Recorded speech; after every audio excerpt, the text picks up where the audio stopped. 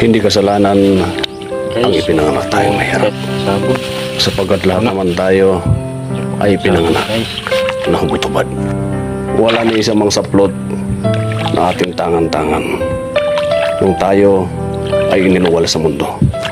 Ngunit kasalanan na natin kung tayo ay mamamatay na mahirap.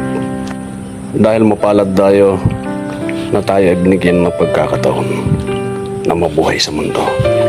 Ibig sabihin, tayo ay binigyang karapatan sa ating mga sarili. Dahil ang buhay natin ay hiram lamang, dapat alam natin kung anong landas ang ating tatahakin.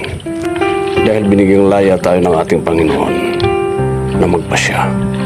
Ibig sabihin, tayo ang gagawa ng ating kapalaran. Kaya't huwag nating sasayangin ang buhay natin sa mga walang kwentang bagay. Sapagkat ang buhay na hiram kapag binawi na sa atin, kailan may hindi na natin mababawi pa.